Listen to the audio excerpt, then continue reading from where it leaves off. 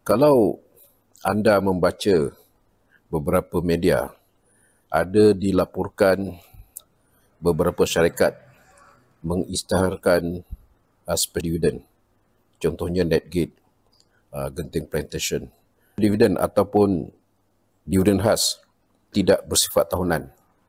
Ia kemungkinan hanya one off payment atau dengan kata lain satu-satunya special dividen yang akan dibayar oleh syarikat, atau mungkin berlaku 4 tahun lagi, 7 tahun lagi, bergantung kepada sebesar mana syarikat akan mencatatkan keuntungan yang tertakluk kepada peristiwa-peristiwa tertentu yang mempengaruhi keuntungan syarikat untuk tahun keuangan berkenaan. Special dividen ini dibayar hanya apabila sesebuah syarikat itu ia mencatatkan keuntungan yang jauh lebih tinggi daripada keuntungan biasa.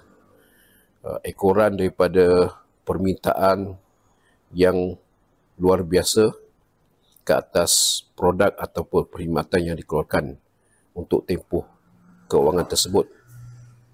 Ataupun mungkin syarikat menjual aset mereka, sama ada tanah, bangunan ataupun anak syarikat. Dan syarikat menerima jumlah tunai yang besar yang menyebabkan kedudukan tunai dalam penyerta kewangannya mencatatkan satu jumlah yang besar melebihi daripada jumlah yang biasa. Dan lebihan tunai inilah yang dipulangkan oleh syarikat kepada pemegang saham dalam bentuk dividen khas ataupun special dividend. Ia dipulangkan kepada pelabur sebagai satu reward ataupun sebagai menjaga kesetiaan pelabur kepada syarikat berkenaan. Itu dari segi sudut kebaikan lah, tapi ada juga sudut yang tidak baiknya. Kerana pelabur dia ada persepsi yang berbeza. Setengah pelabur berpendapat syarikat membayar special dividend kerana walaupun ada lebihan tunai, tetapi dipulangkan kepada pelabur kerana tidak ada rancangan pengembangan syarikat dan juga pengurusan tidak dapat mencari peluang baru pelaburan. Maka itu dia dipulangkan kepada pelabur.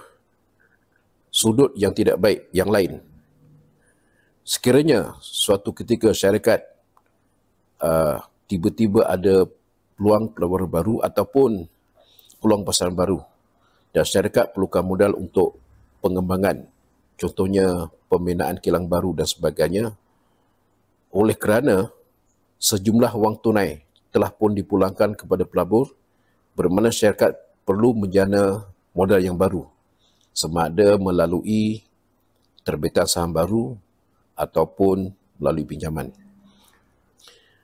Bagi pelabur yang berminat untuk mendapatkan special dividend, untuk melayakkan dividen ini, ia seperti peraturan biasa, seperti peraturan bagaimana pelabur ingin melayakkan diri mendapatkan dividen tahunan atau suku tahunan. Biasa syarikat akan buat pengumuman berapakah special dividend yang akan dibayar dan akan juga dinyatakan tentang ex-date. Jadi pelabur kena membawa, belum ada saham tersebut tapi berminat, maka pelabur membeli dan memegang sehingga tarikh ex-date yang ditetapkan. Satu lagi perkara yang perlu difahami ialah tentang harga yang diubah suai ataupun adjustment price. Seperti juga dividen biasa, selepas ex-date, harga akan diubah suai mengikut jumlah dividen yang dibayar. Maknanya harga akan lebih rendah berbanding harga sebelum ex-date, mengikut jumlah dividen.